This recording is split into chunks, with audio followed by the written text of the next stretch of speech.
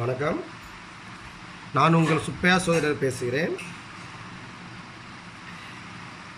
இதுவரை மனையின்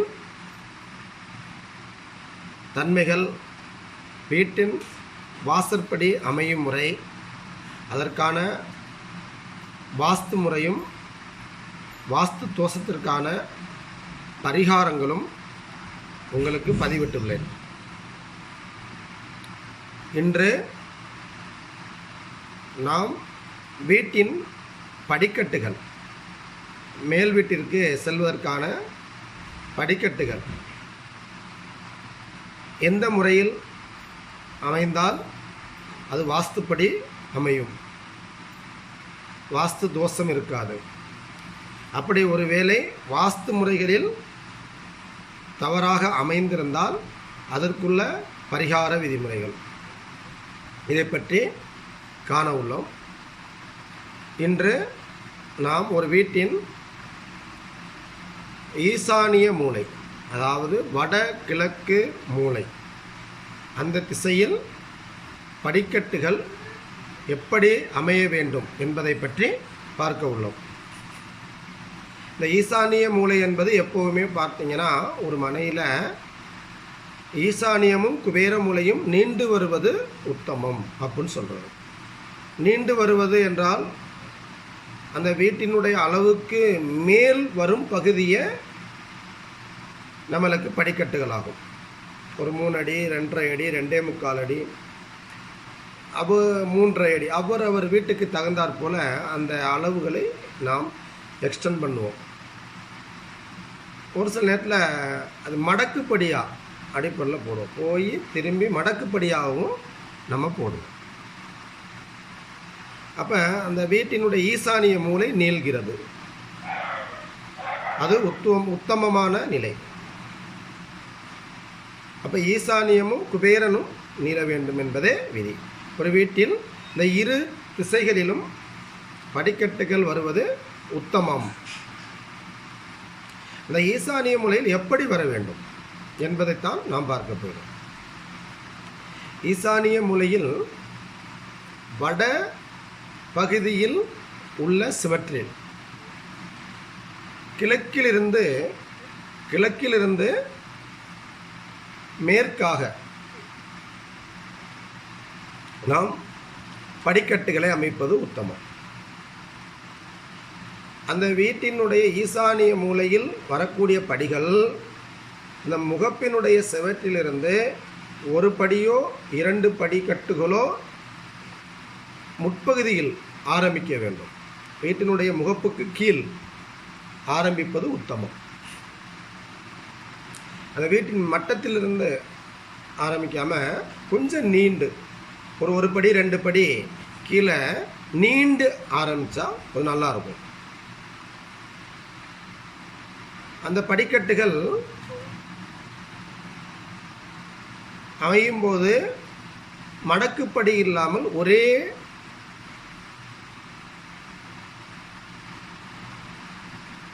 ஒரே பார்வையில்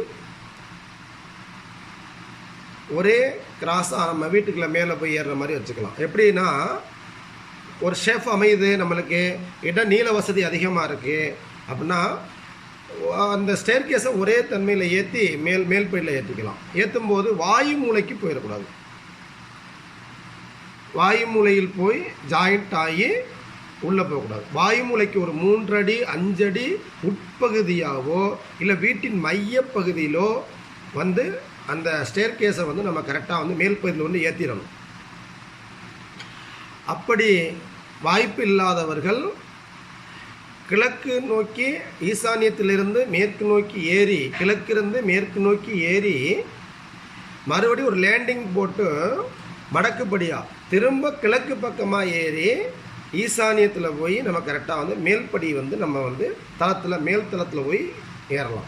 மேல் தளத்தில் ஏறும்போது எப்போவுமே ஈசானியத்தில் நம்ம மேல்படி ஏறும்போது அங்கே மேல் தளத்தில் இருந்து நாம் கொஞ்சம் பள்ளமான பகுதியில் இறங்கி அந்த மேல் பகுதியில் ஏற வேண்டும். அந்த மாதிரி அந்த ஸ்டேர்கேஸ் படிக்கட்டுகளை நாம் அமைக்க வேண்டும். மேல் தளத்தின் மட்டத்தில் கொண்டு போய் வைக்கக்கூடாது. அப்போ ஒரு போர்ட்டிக்கோ மாதிரி முன்னாடி நீட்டி அந்த படிக்கட்டை கொண்டு போய் மேலே ஏற்றி அந்த கீழே உள்ள பள்ளமான பகுதியாக, அதாவது ஏன்னா ஈசானியம் வந்து தரிஞ்சிருக்கணும் இல்லையா, வீட்டினுடைய தன்னுடைய மட்டத்திலிருந்து கீழே தனிஞ்சிருக்கணும் இல்லையா, அதனால் அந்த மேலே போய் ஏறி கீழே கொஞ்சம் தனிஞ்சு அதுக்கப்புறம் நம்மளுடைய மேல்தளத்தில் போய் ஏறுற மாதிரி வைக்கணும். அது உத்தமம். அல்லது கிழக்கிலிருந்து மேற்கு நோக்கி வீட்டின் மையப்பகுதியில் போய் ஏறலாம். அது வந்து உங்களுக்கு தன்மட்டத்திலே போய் கரெக்டாக வந்து நீங்கள் லேண்டிங் அமைச்சு கரெக்டாக வந்துக்கலாம். அல்லது வாயு மூலையில் கரெக்டாக வந்து நீங்கள் கரெக்டாக ஒரு 5 அடி 6 அடி தள்ளி அந்த கரெக்டாக வந்து அந்த படிக்கட்டை கொண்டு உள்ள மேல்தளத்தில் கொண்டு ஏறிடணும். பொதுவாக வாயு மூலையில் கரெக்டாக கார்னரில் கொண்டு போய் ஏற்றக்கூடாது, அது தோஷமாகிவிடும். எப்படி வீட்டு வாசப்படி வரக்கூடாதோ அதன் போல தான். அப்போ இந்த முன்கூட்டியே அந்த அடிப்படையில் வந்து நம்ம அந்த ஸ்டேர்கேஸ் நீல வசதி இல்லாதவங்க மடக்குப்படி போட்டு மேலே ஏற்றிக்குவோம். ஏற்றி மறுபடியும் கரெக்டாக வந்து கிழக்கு இருந்து மேற்கு ஏறி மறுபடியும் கரெக்டாக வந்து மேற்கு இருந்த லேண்டிங் போட்டு அதுலேருந்து மறுபடியும் கரெக்டாக ஈசானியத்தில் கொண்டு ஏற்றி வீட்டுக்குள்ளே போயிடுங்க. நல்லது. இது ஒரு வீட்டின் ஈசானிய பகுதியில் வீட்டின் வடபகுதியில் வரக்கூடிய படிக்கட்டுகள். இதே ஈசானியத்தில் வீட்டின் கிழக்கு பக்கத்துலையும் போடலாம். அந்த கிழக்கு பக்கமாக நம்மளுக்கு கரெக்டாக வந்து லேண்டிங் ஏற்றலாம், ஸ்டேர்கேஸை. அப்போ இந்த கிழக்கு பக்கமாக ஏற்றும் போதும் பார்த்தீங்கன்னா என்ன பண்ணணும்னு கேட்டிங்கன்னா, அந்த ஈசானியம் நீள வேண்டும் இல்லையா, அந்த ஈசானியத்தின் தன்மை அந்த வீட்டினுடைய அளவு கரெக்டாக வந்து எங்கே முடியுதோ அதுலேருந்து 2 படி 1 படி கீழே இறங்கி அங்கேருந்து ஆரம்பிங்க.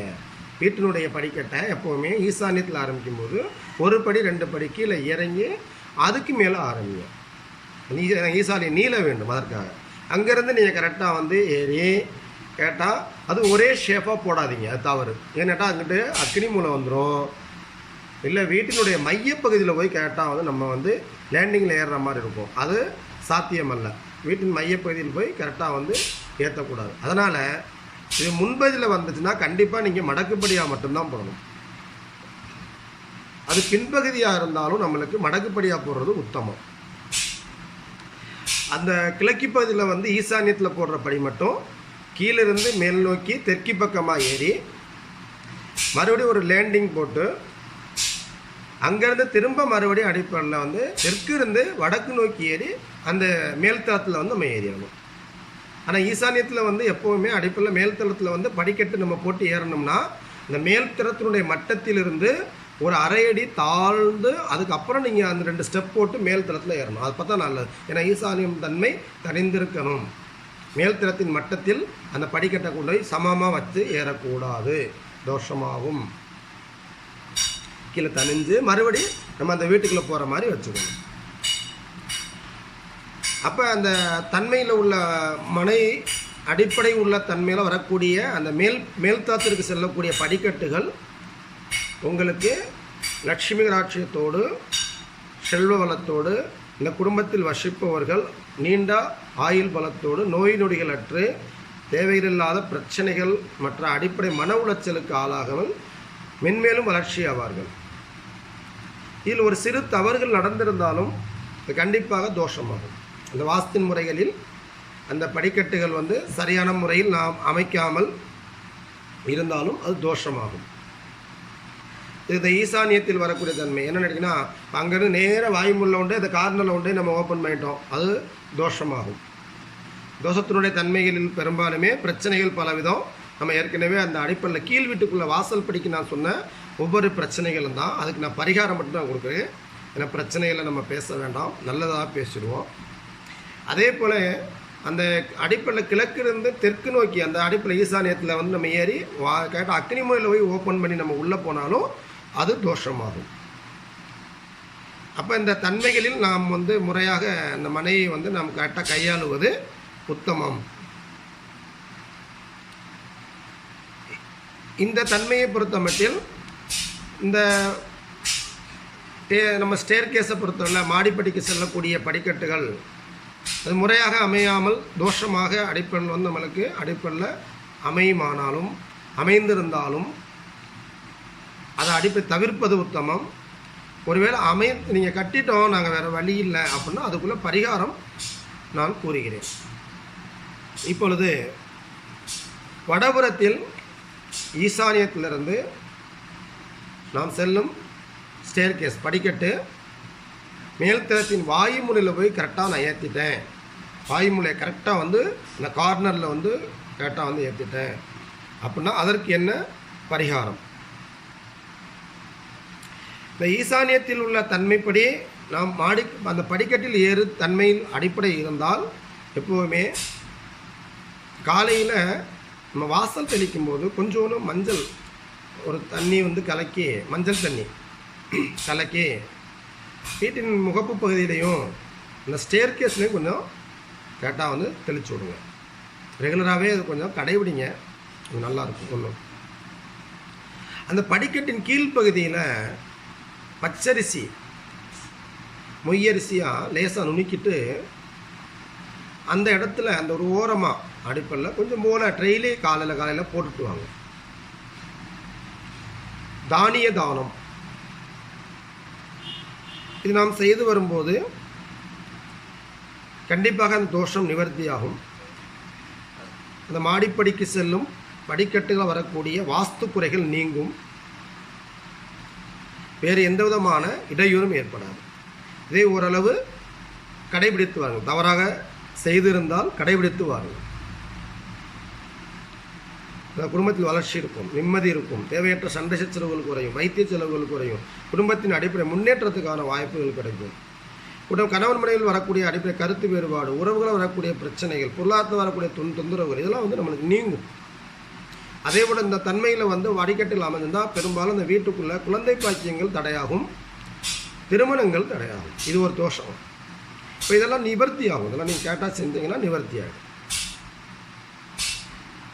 இது ஓரளவு கடைபிடிங்க, இந்த பரிகாரத்தை கடைபிடிங்க. இப்பொழுது கிழக்கு பக்கத்தில் ஈசானியத்திலிருந்து கேட்டால் வந்து அக்னி மூலில் கேட்டால் கொண்டு போய் சேர்த்து அந்த அக்னி மூலில் வந்து ஓப்பன் பண்ணிவிட்டேன். மேல் தளத்துக்கு ஒரே சேஃபாக போட்டு நான் கேட்டால் மேல் பகுதியில் கொண்டு கேட்டால் அக்னி மூலில் ஏற்றி விட்டேன். அதுவும் தவறு தான். அதுக்கு நான் இப்போ பரிகாரம் உங்களுக்கு கொடுக்கப்பறேன். அப்போ இந்த அடிப்படையில் உள்ள அதிகாரத்துப்படி என்ன அப்படின்னு கேட்டிங்கன்னா, சந்திரன் நிலை பார்வையினுடைய அதிகாரத்தில் அந்த மாதிரி அமைந்த படிக்கட்டுகளுக்கு எப்போவுமே காலையில் எந்திரிச்சு சூரிய நமஸ்காரம் எடுங்க. எடுத்துட்டு வாஸ்துக்குடைய அடிப்படை நீர் உள்ள செடி, அதாவது நான் ஏற்கனவே உங்களுக்கு சொன்னதான், திரும்ப திரும்ப நான் சொல்கிறேன். பொதுவாக இந்த கற்றாழை சம்பந்தப்பட்ட செடிகள், நீர் சம்பந்தப்பட்ட செடிகள், நாம் ஏறும் இடத்திலோ ஒரு தொட்டியில் கேட்ட அந்த கற்றாழையை ஒரு செடி மாதிரி வச்சு கீழேயோ இல்லை மேலினுடைய தன்மையில் கார்னர்லேயோ அந்த செடியை ஒன்று கரெக்டாக வச்சுருங்க. வச்சுட்டிங்கன்னா அந்த மாடிப்படியில் செல்லக்கூடிய தோஷங்கள் நிவர்த்தியாகும். ஏனென்றால் அக்கினி மூலையில் எப்போவுமே ஆற்றல் கூட இருக்கும், அதிர்வுகள் கூட இருக்கும். அதை சாந்தப்படுத்தக்கூடிய தன்மை குளிர்ச்சியான நீர் சக்திக்கு மட்டும்தான் உண்டு. குளிர்ச்சியான நீர் சக்தி உள்ள தாவரங்களை நம்ம கரெக்டாக வந்து அந்த இடத்துல வச்சோம்னா இல்லை. ஏன்னா அதை நம்ம பூமியில் வைக்க முடியாது அது இல்லையா. அதனால் வந்து அது அடிப்படை சிமெண்ட்டு தளம், இந்த மாதிரி கிரானைட்டு இல்லை அடிப்படையில் வந்து கரெக்டாக வந்து அது படிக்கட்டுக்குள்ளே அடிப்படை டைல்ஸ் இந்த மாதிரி தான் ஒட்டிருப்போம். அதனால் மண் தொட்டியில் நீங்கள் கரெக்டாக அந்த நீர் உள்ள செடியை வச்சு கரெக்டாக வச்சுங்க. கீழேயோ இல்லை மேலேயோ கரெக்டாக வச்சுட்டிங்கன்னா தோஷம் நிவர்த்தியாகும், ஒருபோதும் குறையிருக்கும். இந்த வாஸ்து முறைகளுடைய தன்மை நம் முறைப்படி கடைபிடிப்பது உத்தமமாகும். இது ஈசானியத்துக்குள்ள மாடிப்படிக்கட்டுக்கு செல்லும் வழி. இதை முறைப்படி பயன்படுத்திக் கொள்ளுங்கள். இதோடு இந்த பதிவுகளில் முதலாவதாக எல்லோருமே கேட்டார், தலைவாசல் வந்து ஒரு கதவாக வைப்பதா இரு கதவாக வைப்பதா? கண்டிப்பாக தலைவாசல் எந்த மனையாக இருந்தாலும் 4 திசைகளில் எந்த திசைகளில் அமர்ந்தாலும் அந்த மனைகளை பொறுத்த மட்டும் 2 கதவுகள் கொண்ட தலைவாசலாகத்தான் அமைக்க வேண்டும். சிங்கிள் கதவு, ஒத்த கதவாக கண்டிப்பாக வரக்கூடாது.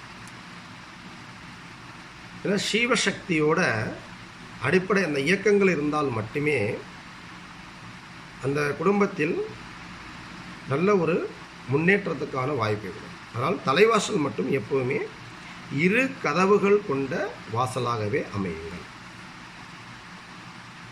அது ஒரு நபர் கேட்டிருந்தாங்க, அதுக்காக அவங்களுக்காக மட்டும் இல்லாமல் எல்லோருக்காகவும் இந்த பதிவை நான் அதில் பொதுவாக பதிவிட்டுறேன். அவசியம் பண்ணுங்கள், வேறு எந்த பிரச்சனையும் இருக்காது. இது ஈசானிய மூலைக்குள்ள படிக்கட்டுக்குள்ள தன்மையும் அதுக்குள்ள விளக்கங்கள் அதுக்குள்ள பரிகாரங்கள் முறையாக கூறப்பட்டுள்ளது. அதை முறைப்படி பயன்படுத்தி கொள்ளுங்கள். படிக்கட்டுகளில் தவறு ஏற்பட்டு வாஸ்து தவறு இருந்தால் நான் இந்த 2 திசைக்கு உள்ள தன்மைக்குள்ள பரிகாரம் கொடுத்தது தான். அது எந்த முறையில் நீங்கள் அமைச்சிருந்தாலும் இந்த பரிகாரத்தை நீங்கள் செஞ்சிட்டிங்கன்னா கண்டிப்பாக மாற்றம் உண்டு. அந்த தோஷம் நிவர்த்தி ஆகும். வேறு எந்த விதமான பிரச்சனை இல்லை. இடிக்கணும், வைக்கணும், மறுபடியும் இழுத்து கட்டணும், அதெல்லாம் வேண்டாம். பொதுவாக வாய்ப்பு இருக்கிறவங்க செஞ்சுக்கோங்க. வாய்ப்பு இல்லாதவர்கள் அடிப்படையில் மனநிறைவோட இந்த பரிகாரத்தை செஞ்சுக்கோங்க. ஏன்னாட்டா குடியிருப்பே இல்லாத காலத்தில் இறைவன் நம்மளுக்கு இந்த ஒரு அமைப்பை கொடுத்து, ஒரு சிறிய மனையோ பெரிய மனையோ அமைப்பை கொடுத்து கட்டுறதுக்கான வாய்ப்பை இறைவன் கொடுத்தது பெரிய தருணம். ஆனால் வாஸ்து என்பது உங்களுக்கு எளிமையாக மட்டுமே இருக்கும்.